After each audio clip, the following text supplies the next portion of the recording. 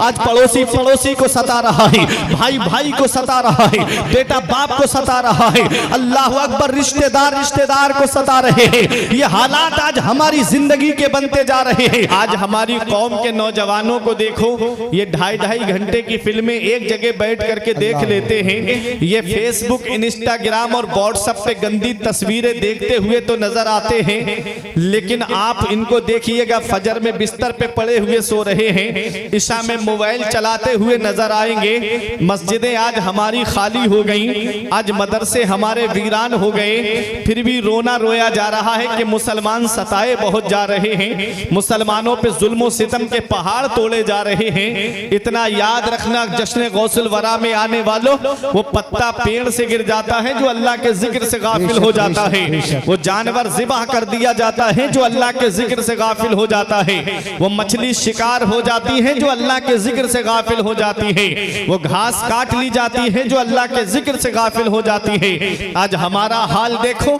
आज मस्जिद में वही गिने चुने नमाजी जो 5 वक्ता हैं, उसके अलावा जुमे में तो आप देखेंगे कैसी भगदड़ होती है। जुमे के दिन आप देखेंगे कि कैसी मारा मारी पीछे से आवाजें आती हैं। ये हालात आज हमारी कौम के नौजवानों के होते जा रहे हैं। इतना याद रखना, हम इस दुनिया में हमेशा रहने नहीं आए हैं, बल्कि चंद दिन के लिए हम इस दुनिया में आए हैं। अपने रब की पकड़ से डरो, इन्ना बत्श रब्बिका लशदीद, तेरे रब की पकड़ बहुत सख्त है। जब अल्लाह पकड़ता है तो कोई छुड़ाने वाला नहीं मिलता।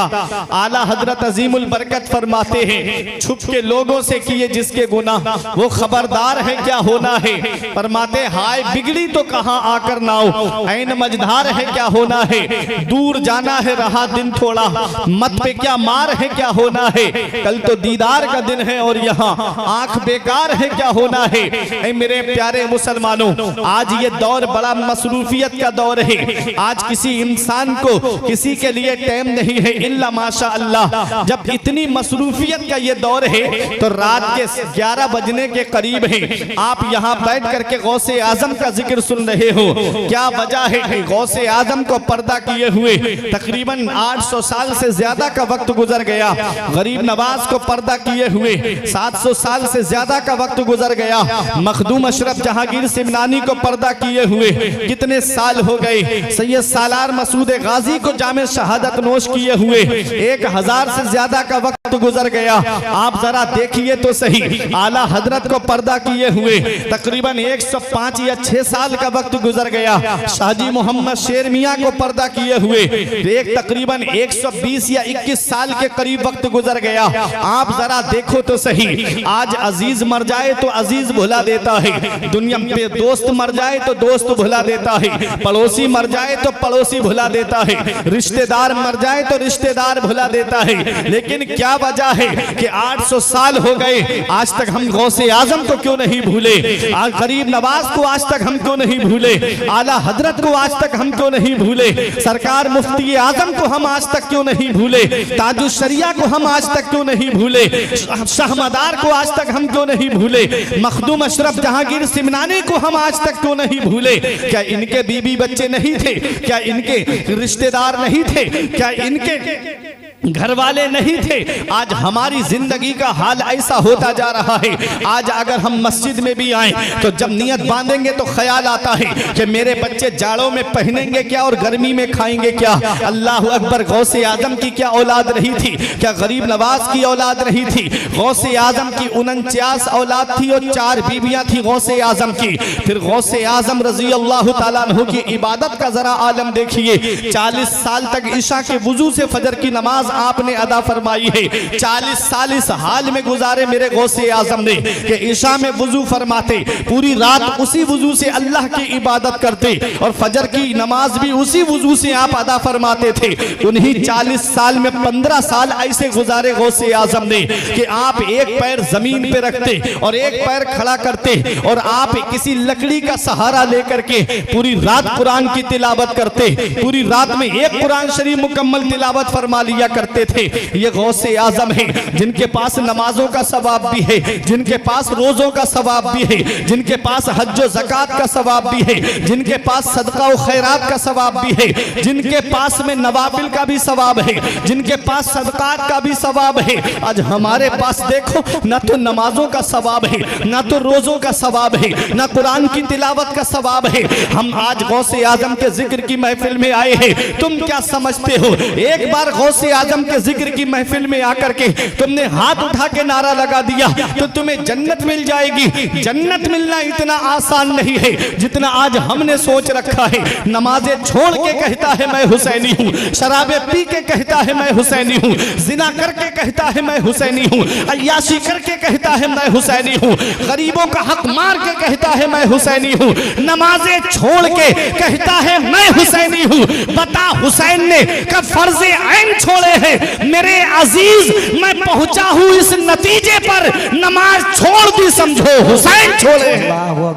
तो जन्नत मिलना इतना आसान नहीं है जितना आज हमने सोच रखा है।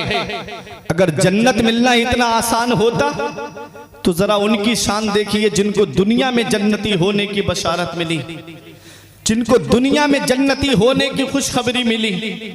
कभी तारीख उठा करके तो देखो, हजरत उस्मान गनी जो दामादे रसूल हैं, सहाबा में वो मकाम किसी को हासिल नहीं हुआ जो हजरत उस्मान गनी को हासिल हुआ है कि नबी की 2 शहजादियां हजरत उस्मान गनी के निकाह में यके बाद दीगर आई हैं। उसके बाद भी हजरत उस्मान गनी के लिए मेरे आका फरमाते अल्लाह ताला मुझे 40 बेटियां देता और यके बाद दीगर उस्मान के निकाह में देनी पड़ती तो मैं उस्मान के निकाह में दे देता। वो हजरत उस्मान गनी जिनके बारे में मेरे आका हुजूर सल्लल्लाहु अलैहि वसल्लम ने दुनिया में ये खुशखबरी बशारत सुनाई कि उस्मान गनी जन्नती हैं, जो अशराए मुबशरा में से हैं। वो हजरत उस्मान गनी जब जब कब्रिस्तान के करीब से गुजरते खड़े होके इतना रोते कि आंखों से आंसू बरसने लगते, दाढ़ी भीग जाती, आंसू जमीन पे गिरने लगते। देखने वाले देख के कहते हुजूर आप तो बख्शे बख्शाए हो, आपको तो दुनिया में जन्नती होने की बशारत और खुशखबरी मिली, आप इतना क्यों रोते हो? तो उस्मान गनी एक जवाब देते हैं कि ये कब्र दुनिया की मंजिलों में सबसे आखिरी मंजिल है और आखिरत की मंजिलों में सबसे पहली मंजिल है। अगर कब्र के सवालों के जवाब में इंसान पास हो गया तो आगे आसानियां हैं, और कब्र के सवालों के जवाब में फंस गया तो आगे बड़ी मुश्किलें हैं। आला हजरत फरमाते उनको रहम आए तो आए वरना वो कड़ी मार है क्या होना है। छुप के लोगों से किए जिसके गुनाह वो खबरदार है क्या होना है।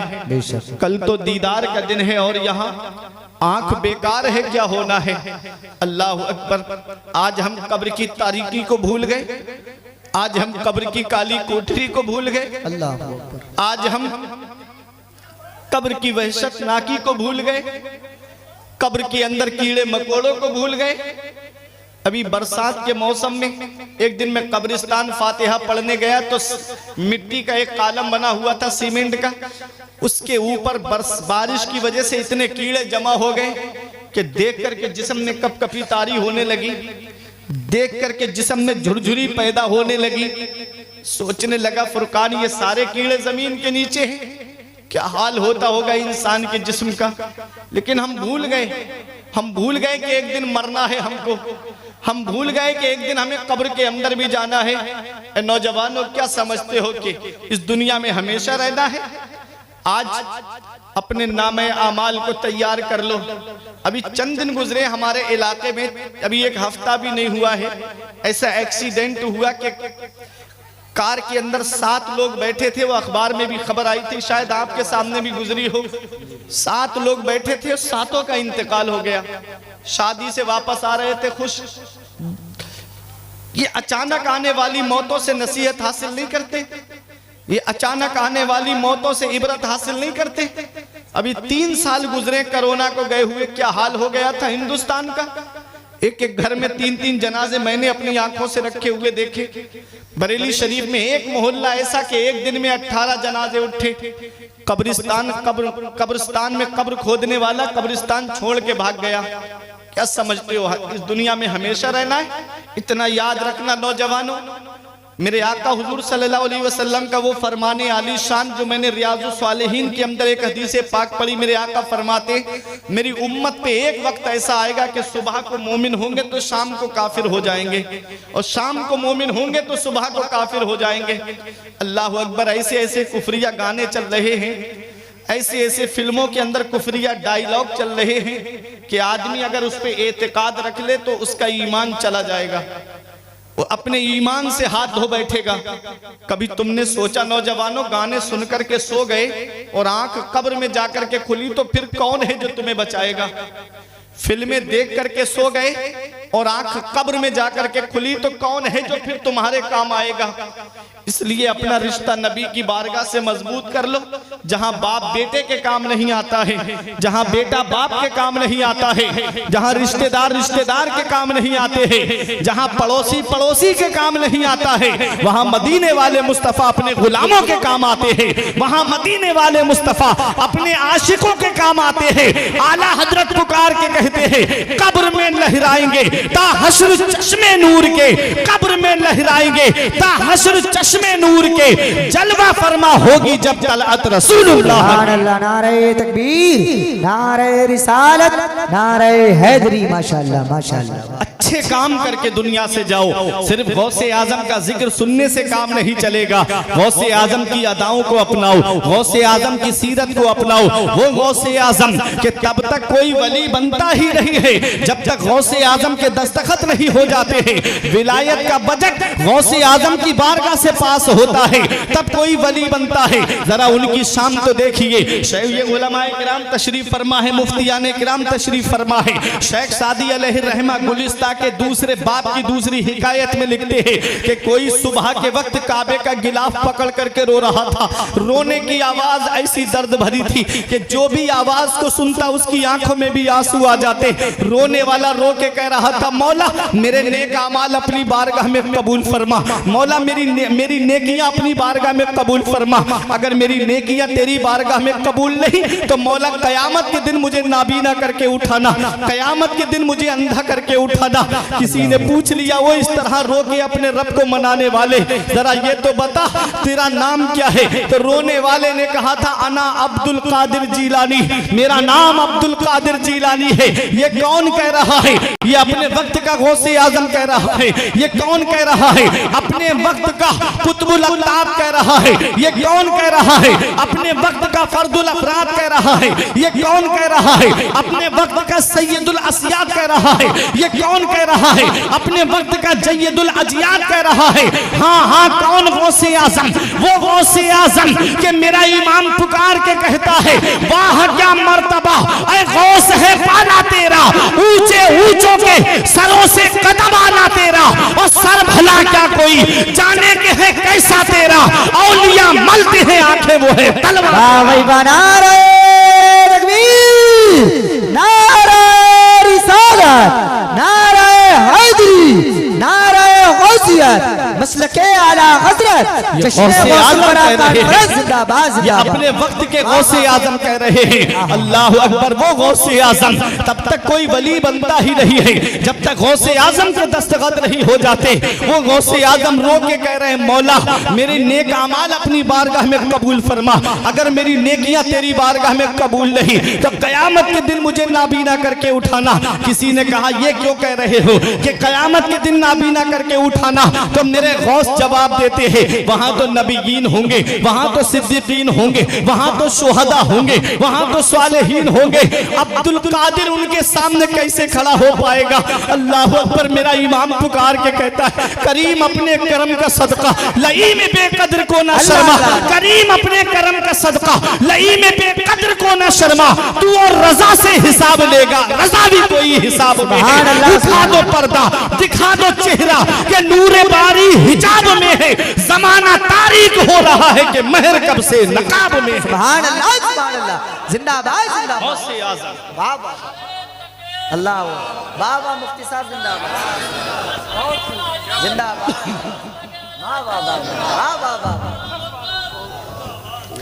आओ जरा देखो कौन गौसे आजम, वो गौसे आजम जिनके पास नमाजों का सवाब भी है, जिनके पास रोजों का सवाब भी है, जिनके पास हज्जो ज़कात का सवाब भी है, जिनके पास सदका और खैरात का सवाब भी है। अल्लाह अकबर, वो गौसे आजम रो रो के रब की बारगाह में दुआ कर रहे हैं। तो सोचो हमको कितना रोना चाहिए। लेकिन आज हम जहन्नम का जिक्र सुनते, कभी हमारी आंख से आंसू नहीं आते। हम कब्रिस्तान का जिक्र सुनते, कभी हमारी आंख से आंसू नहीं आते। कितने मुर्दे कांधे पे ले जा करके हमने कब्रिस्तान में पहुंचा दिए, लेकिन कभी हमारी आंख से आंसू नहीं आते। कब्रिस्तानों में भी हंसी मजाक, कब्रिस्तानों में भी ठट्टे चल रहे हैं। ये हालात आज हमारी कौम के हो रहे हैं। कब्रिस्तानों में जुआ खेला जा रहा है, कब्रिस्तानों में कहीं कहीं मैच हो रहा है। ये हालात आज हमारी कौम के हो गए। क्या समझते हो हमने जान दे दे के तुझे आबाद किया है शहर खमूशा, लेकिन तेरे शहर की वीरानी नहीं जाती। हम भूल गए कि एक दिन मरने के बाद हमें इसी कब्र के अंदर आना है।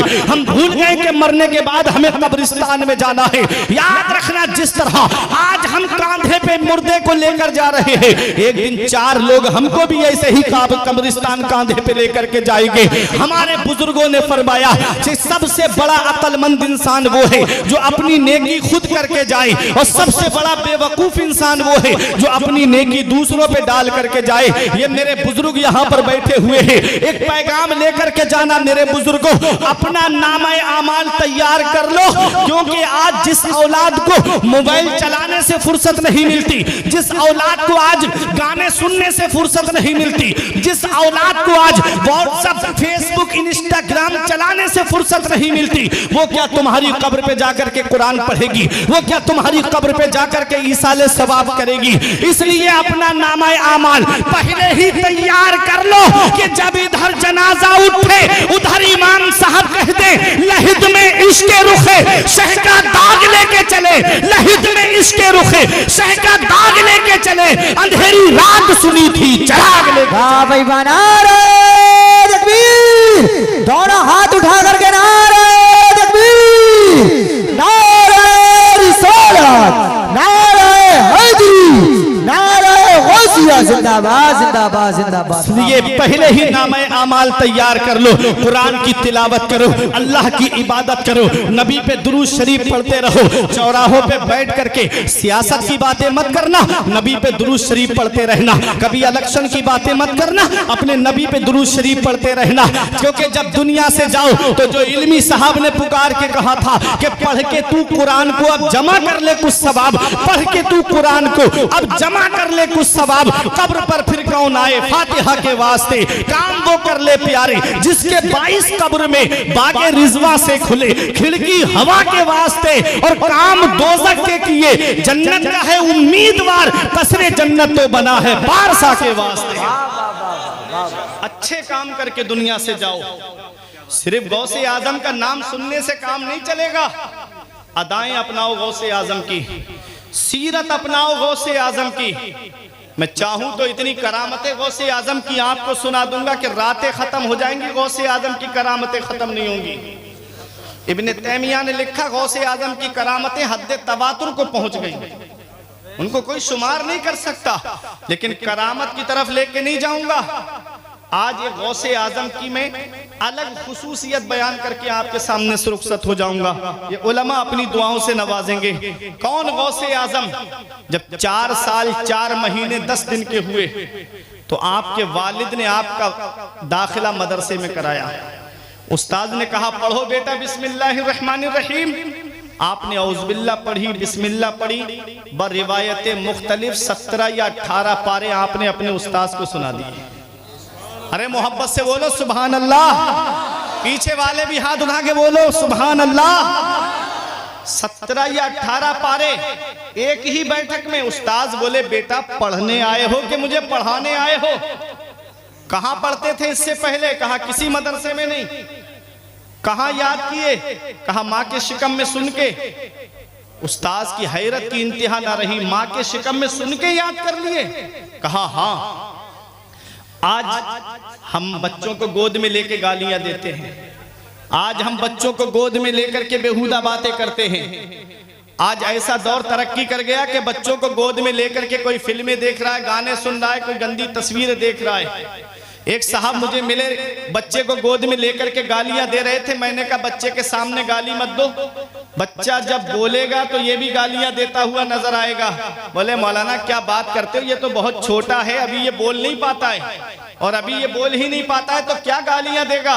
मैंने कहा ये सिर्फ तुम्हारी खाम ख्याली है। बच्चे की समाअत तभी से चालू हो जाती है जब वो माँ के शिकम में 120 दिन का हो जाता है, जब 4 महीने का हमल हो जाता है, तब अल्लाह तबारक व तआला फरिश्ते को हुक्म देता है और उसके बदन में रूह डाल दी जाती है। जैसे ही रूह बदन में आती है फौरन उसकी समाअत चालू हो जाती है। आज हम बच्चे को गोद में लेकर के गालियां देते हैं, बच्चों को गोद में लेकर के बेहुदा बातें करते हैं, बच्चों को गोद में लेकर के हम इधर उधर की बातें करते हैं। हम सोचते हैं कि बच्चा क्या समझेगा, ये तुम्हारी खाम ख्याली है। अरे देखो गौसे आजम की शान देखो, जब गौसे आजम माँ के शिकम में है तो अपनी माँ से कुरान की तिलावत को सुन करके आपने 17 या 18 पारे हिफ्ज कर लिए हैं। अब मैं आपको एक मिसाल से समझा दूं। आज तो सोशल मीडिया का दौर है, आज तो हर हाथ में मोबाइल है, आज तो हर घर में मोबाइल है, आज तो हर जेब में मोबाइल है।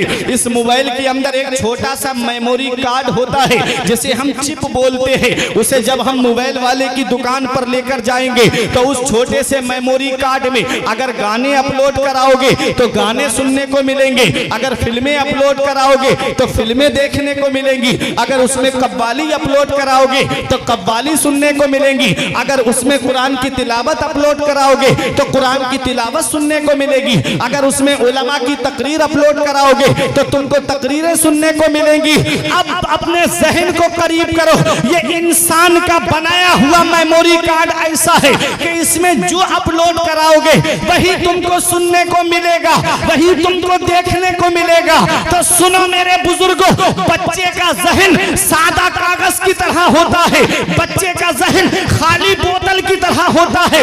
उस खाली बोतल में अगर पानी डालोगे तो पानी जाएगा, दूध डालोगे तो दूध जाएगा, और सादा कागज पर अगर कलमा शरीफ लिखोगे तो कलमा शरीफ लिखेगा, और अगर उस पर गाने लिखोगे तो गाने लिखेंगे। इसलिए ऐ मेरी माँ और बहनों, अपने बच्चों को वक्त से पहले जवान करो, लेकिन किसी दुनियादार का किरदार देकर नहीं, बगदाद के गौसे आजम का किरदार देकर जवान करो, अजमेर के गरीब नवाज का किरदार देकर के जवान करो। ये मत देखो मोहल्ले वाले क्या कहेंगे, ये मत देखो खानदान वाले क्या कहेंगे, ये मत देखो तुम्हारे रिश्तेदार क्या कहेंगे। बरेली शरीफ से हुजूर रेहाने मिल्लत की आवाज आती है, जमाना खफा है तो क्या गम है इसका, जमाना खफा है तो क्या गम है इसका, जमाने को ठोकर लगाए चला जा, जमाना ही एक दिन तेरे साथ होगा, तू आका को अपने मनाए।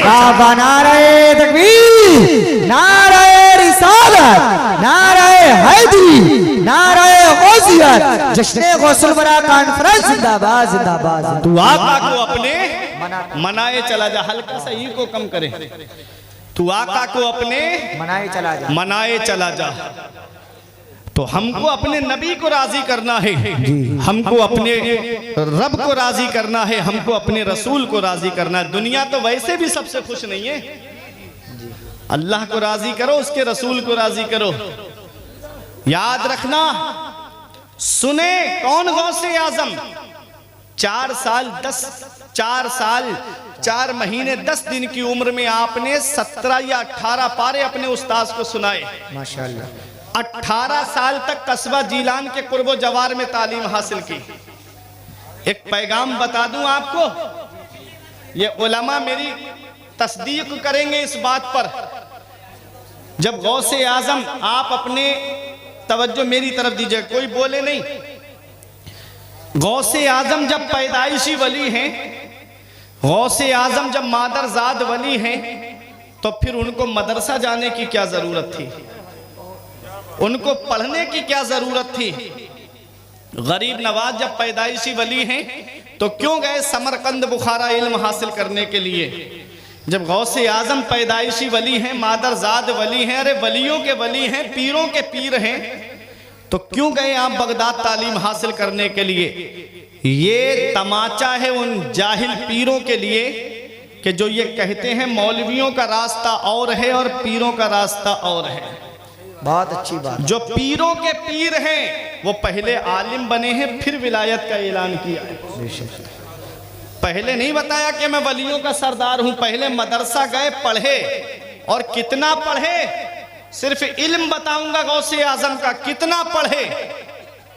आज ये तो हम सोचते हैं ना, थोड़ी सी तवज्जो आप मेरी तरफ दें। शैतान किसी भी अंदाज में आ सकता है आपको तवज्जो आपकी हटाने के लिए, ठीक है।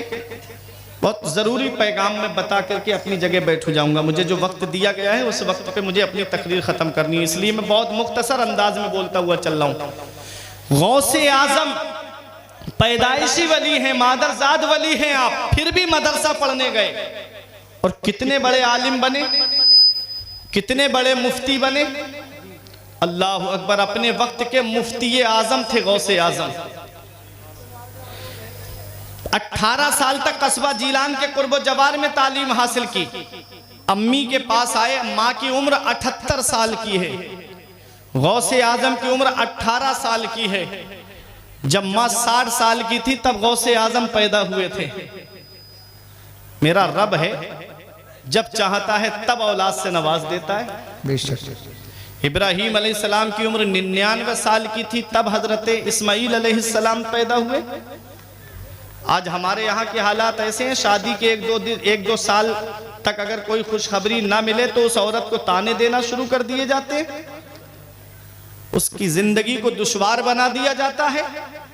अल्लाह कुरान में फरमाता है यखलुकु मा यशा, अल्लाह है जो चाहता है वो पैदा फरमाता है। बेशक बेशक। यहबु लिमन यशाउ इनासों व यहबु लिमन यशाउ ज़ुकूरा, अल्लाह जिसे चाहता है उसे बेटियां अता फरमाता है, अल्लाह जिसे चाहता है उसे बेटे अता फरमाता है। और युज़व्विजुहुम ज़ुकराना व इनासा, और अल्लाह जिसे चाहता है उसे बेटे और बेटियां दोनों अता फरमाता है, और अल्लाह जिसे चाहता है उसे बांझ बना देता है। अल्लाह सब अल्लाह के दस्ते कुदरत में है। वो राज़िक है, गिज़ा कीड़ों को देता है वो पत्थर में, भटकता फिरता है इंसान को रोजी के चक्कर में, उड़ाने भर हवाओं में या लगा गोते समंदर में, मिलेगा बस वही जितना के लिखा है मुकद्दर में। बेशक। अपनी माँ के पास आए, बोले अम्मी अब इजाजत दे दो, मैं मजीद हुसूल इल्म के लिए बगदाद जाना चाहता हूँ। माँ की उम्र 78 साल की है।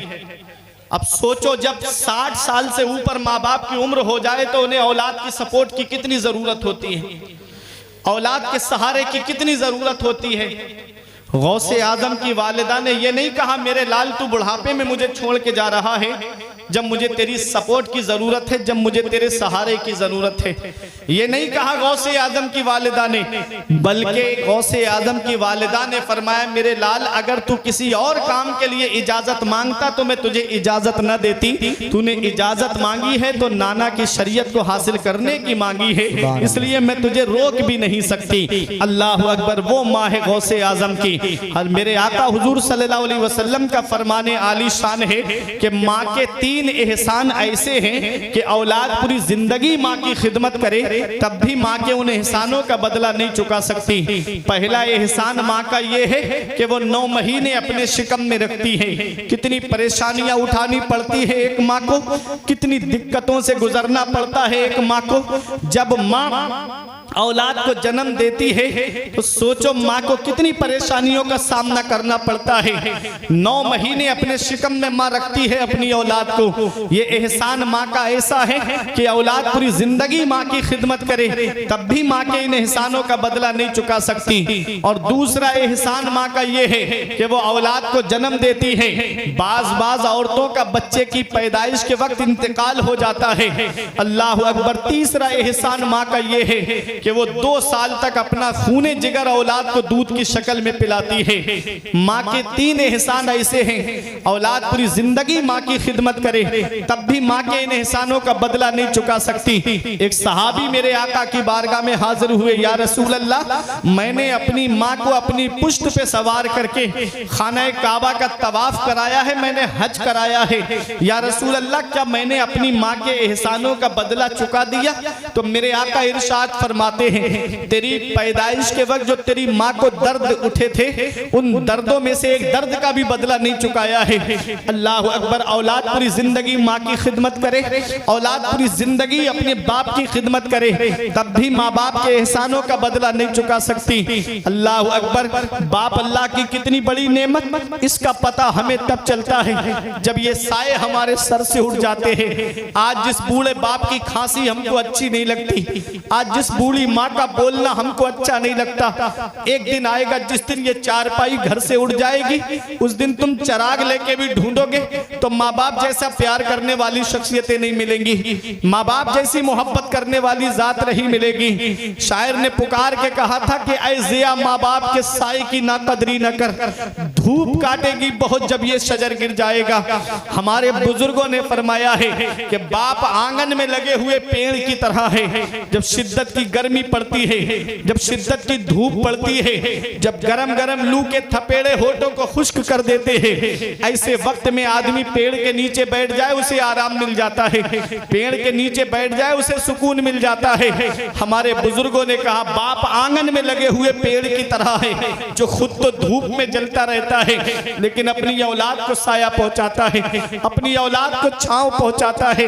अल्लाह अकबर। जिस दिन ये पेड़ आंगन से गिर गया उस दिन साए के लिए तलाश करोगे लेकिन तुमको साया नहीं मिलेगा। ऐसे माँ बाप के साए की ना कदरी न कर, धूप काटेगी बहुत जब ये शजर गिर जाएगा। ए मेरे नौजवानों, अगर माँ बाप जिंदा हैं तो उनकी कदर कर लो, माँ बाप हयात हैं तो उनकी खिदमत कर लो। पूरा कुरान करीम आप पढ़ लीजिए, इन उलमाए किराम से आप पढ़कर सुनिएगा, ये उलमा आपको बताएंगे पूरे कुरान के अंदर जहां जहां अल्लाह ने अपने हुकूक बयान फरमाए हैं, ठीक उसके बाद माँ बाप के हक बयान फरमाए हैं। अल्लाह अकबर। माँ बाप का हक कितना बड़ा है। परमंदर में पारे में रब इरशाद फरमाता है वक़दा रब्बुका अल्ला तअबुदू इल्ला इय्याहु व बिल वालिदैनि इहसाना इम्मा यबलुगन्ना इंदकल किबरा अहदुहुमा औ किलाहुमा फला तकुल लहुमा उफ़्फिन वला तनहरहुमा वक़ुल लहुमा क़ौलन करीमा वख़्फ़िद लहुमा जनाह ज़ुल्ल मिनर रहमा वक़ुल रब्बिरहमहुमा कमा रब्बयानी सगीरा। रब 15वें पारे में इरशाद फरमाता है, हुक्म दिया तेरे रब ने कि अपने रब के सिवा किसी की बंदगी ना करो और अपने माँ बाप के साथ में हुस्न सुलूक करो। कब? इम्मा यबलुगन्ना इंदकल किबरा, जब वो दोनों बुढ़ापे को पहुंच जाएं या उनमें का एक बुढ़ापे को पहुंच जाए, फला तकुल्लाहुमा उफ, तो उन्हें उफ भी ना कहो, ना उन्हें झिड़को, ना उन्हें डांट टपट करो, ना उनसे तेज तर्रारी से बात करो। वकुल्लाहुमा कौलन करीमा। रब कुरान में फरमाता है जब भी बोलना तो माँ बाप से मोहब्बत के साथ में बोलना, जब भी बोलना तो प्यार के साथ में बोलना। हमारे उलमा फरमाते हैं औलाद को माँ बाप से ऐसे बात करनी चाहिए जैसे एक गुलाम अपने आका से बात करता है, जैसे एक नौकर अपने मालिक से बात करता है। आज माँ बाप की खिदमत हम नहीं करते नजर आते, आज माँ बाप का अदब करते हुए हम नजर नहीं आते। माँ बाप अल्लाह की कितनी बड़ी नेमत है। मेरे आका की बारगाह में यमन के नौजवान सहाबी आए, अर्ज करते हैं या रसूल अल्लाह मैं यमन से आया हूँ, जितनी जिंदगी बची है मदीने में गुजारूंगा। या रसूल अल्लाह मैं वापस नहीं जाऊंगा। कहाँ आए हैं? मदीने शरीफ में आए हैं, उस मदीने में जिसके बारे में मेरे आका फरमाते हैं जिससे हो सके मदीने में मरे तो वो मदीने ही में मरे, क्योंकि जो मदीने में मरेगा मैं उसकी शफाअत करूंगा।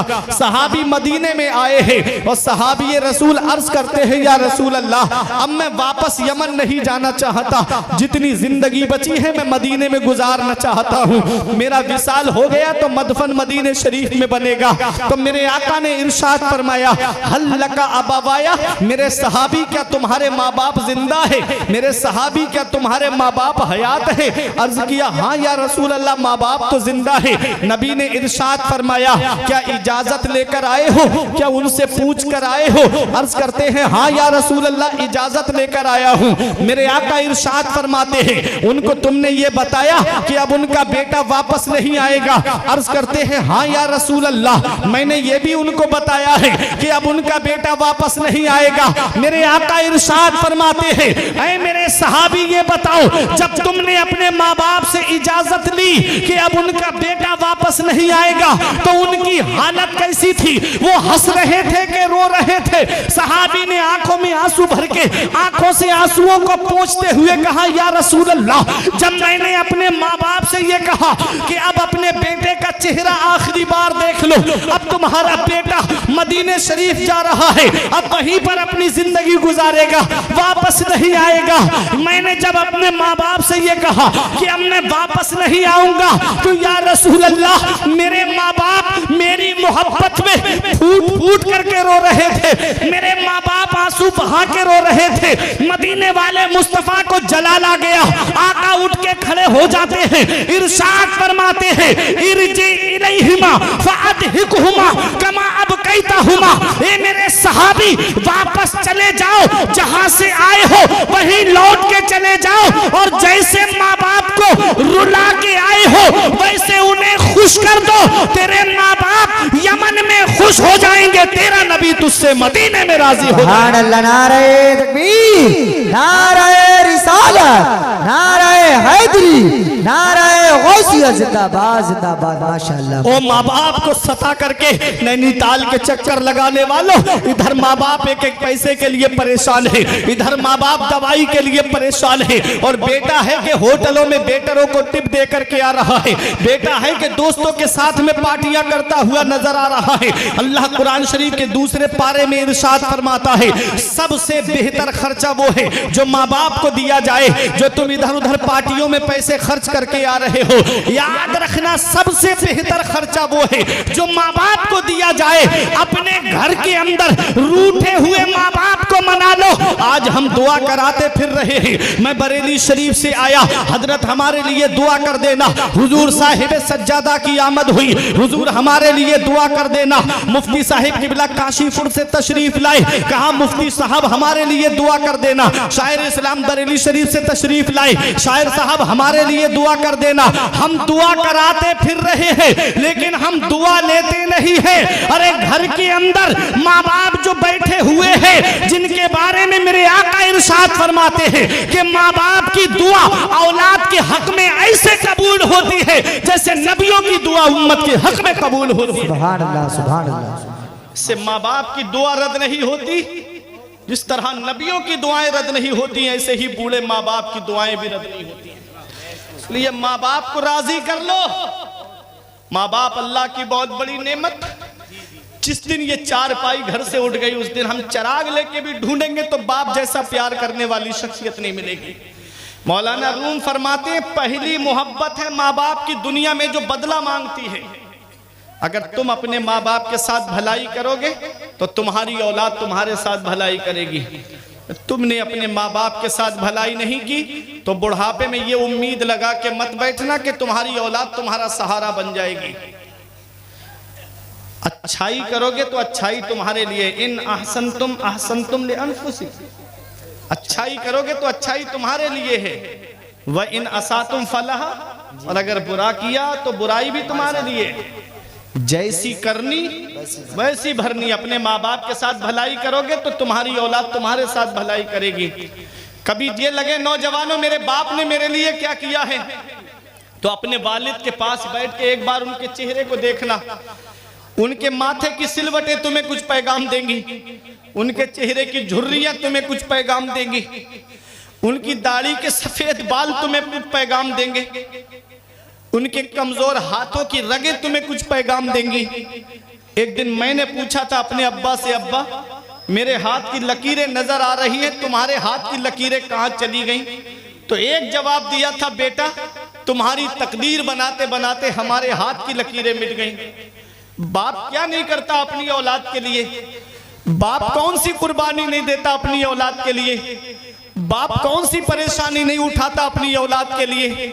कभी तुम्हें यह लगे कि मेरे बाप ने मेरे लिए क्या किया है, तो कभी चले जाया करो रात में 3 बजे शाहबाद की तरफ, सैफनी की तरफ, बिलारी की तरफ, मुरादाबाद, रामपुर की तरफ देख लिया करो। ये रात में जब 2-3 बजे का वक्त होता है, ये मुफ्ती साहब बताएंगे, उलमा बताएंगे कि कितनी सख्त वाली नींद आती है रात के 2 बजे के बाद में इंसान को।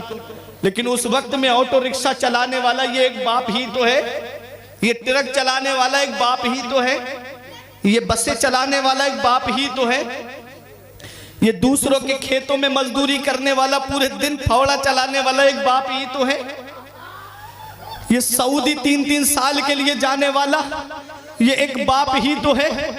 कभी सोचा है आपने ये कोई बेंगलोर कमाने के लिए जा रहा है, कोई मुंबई कमाने के लिए जा रहा है, कोई दिल्ली कमाने के लिए जा रहा है।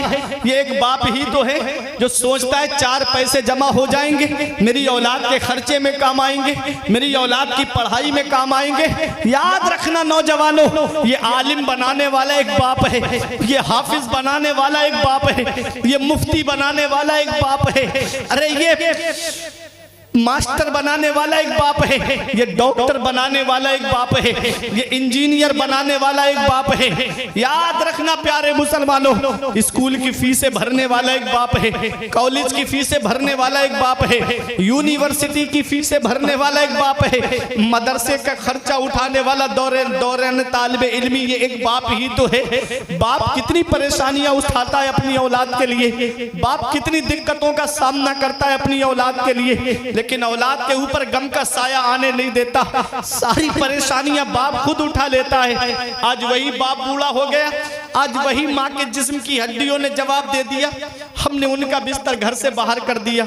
हमारे कमरे में एसी चल रहा है, हमारे कमरे में गर्म हीटर का इंतजाम जाड़ों में, और माँ बाप तीनों में रह के जिंदगी गुजार रहे हैं। माँ बाप झोपड़ी में रह कर के जिंदगी गुजार रहे हैं। क्या इसी दिन के लिए माँ बाप ने औलाद को जवान किया था? क्या इसी दिन के लिए माँ बाप ने औलाद को पाला था? हम कौन सा मुंह लेके जाएंगे महबूबे दावर के सामने, कौन सा चेहरा लेकर जाएंगे शाफे महशर के सामने? कयामत में मेरे आका ने हमसे पूछ लिया कि बुढ़ापे में माँ बाप की दौलत मिली थी, क्या करके आए? तो क्या कहोगे? उनका बिस्तर घर से बाहर करके आए।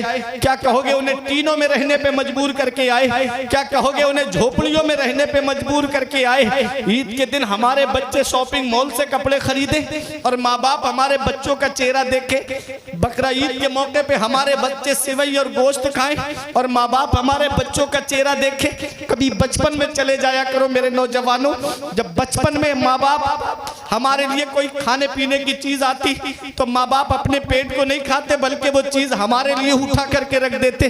कितनी मोहब्बत करता है बाप अपनी औलाद से। आज एक माँ बाप 5-6 औलाद को पाल लेते हैं और 5-6 औलाद से एक माँ बाप नहीं पलते। बुढ़ापे में उनका बंटवारा शुरू हो जाता है। शायर पुकार के कहता है, धूप कैसी भी हो साया नहीं खोने देता, धूप कैसी भी हो साया नहीं खोने देता, राह कैसी भी हो बेबस नहीं होने देता, बेच के अपना लहू चाहे वो रोटी लाए, बाप औलाद को भूखा नहीं सोने देता।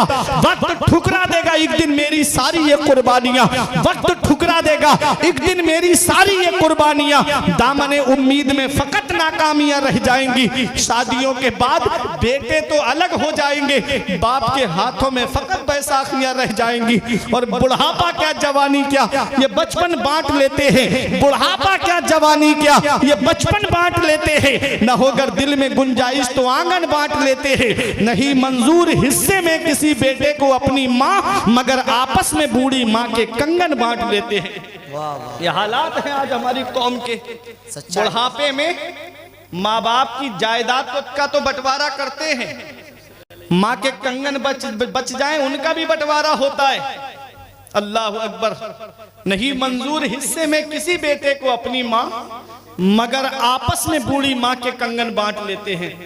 जब तक जिंदा रहते हैं तो कोई रखने के लिए उन्हें तैयार नहीं, और उनका इंतकाल हो जाए तो बेटा सीना तान के कहता है, मैं तो उसी बाप की औलाद हूं, 1 इंच भी जगह कम नहीं लूंगा, पूरा हिस्सा चाहिए मुझको। अल्लाह अकबर। उस रब की पकड़ से डरो, इन्ना बत्श रब्बिका लशदीद, तेरे रब की पकड़ बहुत सख्त है। जब अल्लाह पकड़ता है तो कोई छुड़ाने वाला नहीं मिलता जी। इसलिए प्यारे मुसलमानों, माँ बाप जिंदा हैं तो उनकी खिदमत कर लो, माँ बाप हयात हैं तो उनकी कद्र कर लो। और अगर उनका इंतकाल हो गया है, आका फरमाते हैं जुमे के दिन माँ बाप की कब्र की जियारत कर लो तो ऐसा है जैसे उनकी हयात में तुमने उनकी जियारत की। तो माँ बाप अल्लाह की बहुत बड़ी नेमत। गौसे आजम की वालिदा ने अपने एहसान नहीं गिनाए थे कि बेटा तू मुझे बुढ़ापे में छोड़ के जा रहा है, मैंने 9 महीने अपने शिकम में रखा, मैंने तुझे जन्म दिया बेटा, 2 साल तक अपना खून जिगर मैंने तुझे दूध की शक्ल में पिलाया। अपने एहसान नहीं गिनाए गौसे आजम की वालिदा ने। फरमाया जा मेरे लाल इल्म हासिल करने जा रहा है, बगदाद चला जा।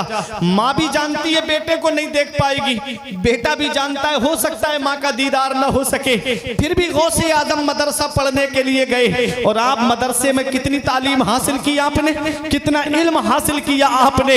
अल्लाह अकबर। दौरान तालिबे इल्मी कितनी परेशानियां उठाई मेरे गौस ने। मेरे गौस फरमाते मैं दरख्तों के पत्ते खा करके गुजारा करता था, मैं दरख्तों की छाले खा करके गुजारा करता था। एक पैगाम है मेरे तालिबे इल्मों को जो मदारिस में इल्म हासिल कर रहे हैं, अगर मदरसे में एक दिन खाना अच्छा ना मिले तो घर पे शिकायत ना किया करो, मेरे गौस की तारीफ देख लिया करो, मेरे गौस की हिस्ट्री को पढ़ लिया करो। गौस आजम कई कई दिन तक फाके से रहते। मेरे गौस कहते एक दिन भूख ने मुझे इतना बेचैन कर दिया कि मैं कर्क के खंडरात की तरफ गया, कोई मुबाह चीज मिल जाए उठा कर खा लूं। कहते वहां और 40 फकीर भूख भूख चिल्ला रहे थे। कहते मैं मस्जिद में आया, मैं अल्लाह की इबादत करने लगा। नमाज पढ़ के जैसे ही मैं बैठा तो एक मुसाफिर मेरे सामने खाना खा रहा था। मेरे दिल में ये शौक पैदा हुआ ये मुझे खाने में शरीक कर लेता। कहते हैं उस मुसाफिर ने मुझसे कहा आओ बेटा खाना खा लो। कहते मैं खाना खाने बैठा तो उस मुसाफिर ने मुझसे पूछा बेटा कहाँ पढ़ते हो। मेरे गौस कहते मैंने कहा मदरसा निजामिया में पढ़ता हूँ। कहा मदरसा निजामिया में कस्बा जीलान के मोहल्ला नीफ के सादात घराने का एक बच्चा पढ़ता जिसका नाम अब्दुल कादिर है। मेरे गौस फरमाते उससे तुम्हें क्या काम है। कहा कि मैं उन्हीं के मोहल्ले का रहने वाला हूँ। जब मैं आ रहा था बगदाद तो उनकी माँ ने थोड़ा सोना दे के मुझसे कहा था मेरा बेटा बगदाद में इल्म हासिल कर रहा है, मेरा बेटा तालीम हासिल कर रहा है, ये सोना मेरे बेटे को बगदाद में पहुंचा देना। कहते मैं कई दिन से उस बच्चे को ढूंढ रहा हूँ लेकिन वो बच्चा मुझे नहीं मिल पाया। तो मेरे गौस से कहता है बेटा तुम्हारा नाम क्या है। मेरे गौस ने फरमाया जिस अब्दुल कादिर को तुम तलाश कर रहे हो वो अब्दुल कादिर मैं ही तो हूँ। उसने हाथ जोड़ के कहा बेटा माफ कर देना, मेरे पास जितने पैसे थे वो सब खत्म हो गए, मैंने तुम्हारा थोड़ा सोना बेच के ये खाना खरीद लिया है। मेरे लाल ये खाना मैं तुम्हारे ही पैसे से लेकर के आया हूँ।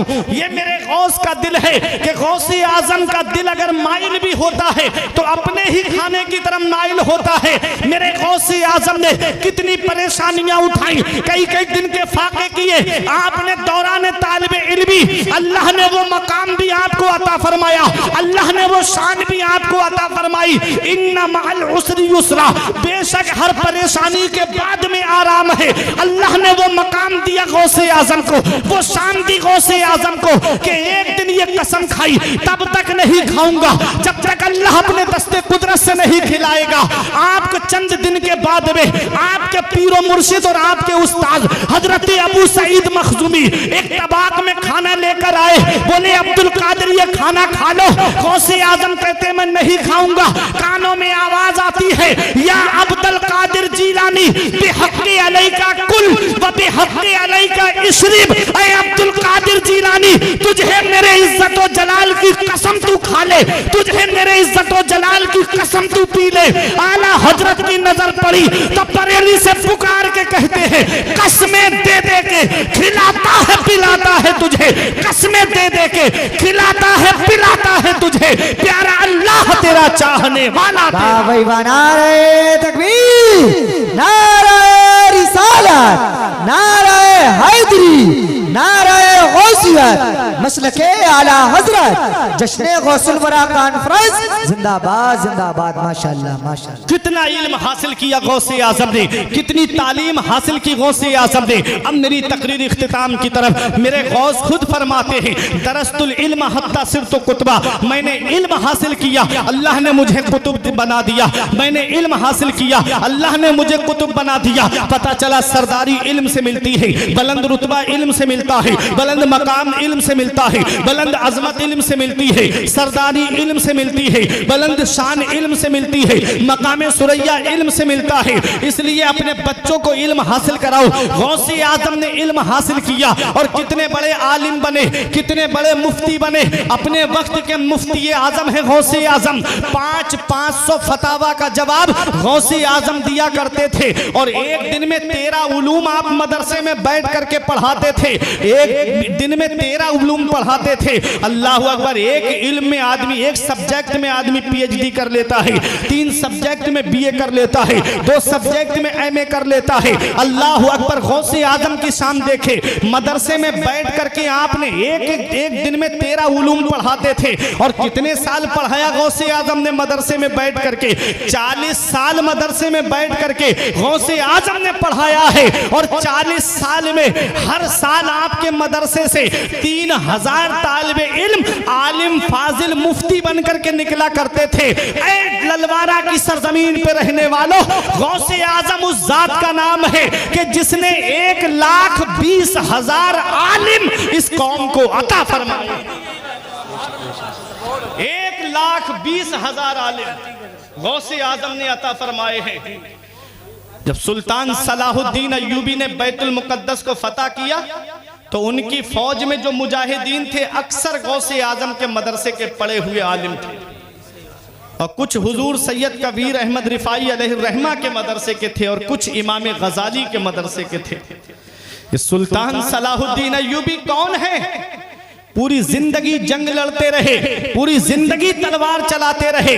मौत बिस्तर पे आई, किसी ने कहा ए सलाहुद्दीन अय्यूबी, पूरी जिंदगी तलवार चलाई, पूरी जिंदगी जंग लड़ते रहे, जिस्म पर आपके तीरों, तलवारों और नेजों के जख्म के निशान मौजूद है, आपको मौत बिस्तर पे आ रही है। तो सुल्तान सलाहुद्दीन अय्यूबी से जब कहा कि आपकी गर्दन किसी तलवार से क्यों नहीं कटी, तो सुल्तान सलाहुद्दीन अय्यूबी कहते हैं दुनिया में कोई ऐसी तलवार बनी ही नहीं है जो सलाहुद्दीन की गर्दन को काट दे। कहा किस बिना पे कहते हो?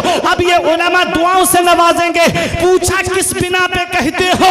तो कहा जब बचपन में मेरे वालिद नजमुद्दीन अय्यूब मुझे गौसे आजम की बारगाह में लेकर गए, कहा मेरे बच्चे के लिए दुआ कर दो, तो गौसे आजम ने मेरी गर्दन पे हाथ रख के फरमाया ये फातिह इस्लाम है, ये बच्चा मुसलमानों का किबला अव्वल बैतुल मक़दिस को फतह करेगा। कहा मेरी गर्दन पर किसी और का हाथ रखा हुआ नहीं है, बल्कि बगदाद के गौसे आजम का हाथ रखा हुआ है। अरे जिसकी गर्दन पर गौसे आजम हाथ रख दे उसकी गर्दन को कोई तलवार काट ना पाए। क्या दबे जिस पे हिमायत का हो पंजा तेरा, क्या दबे जिस पे हिमायत का हो पंजा तेरा, शेर को खतरे में लाता नहीं कुत्ता। नारे तकबीर, नारे रिसालत, नारे हैदरी, नारे गौसियत, मसलके आला हज़रत जिंदाबाद जिंदाबाद।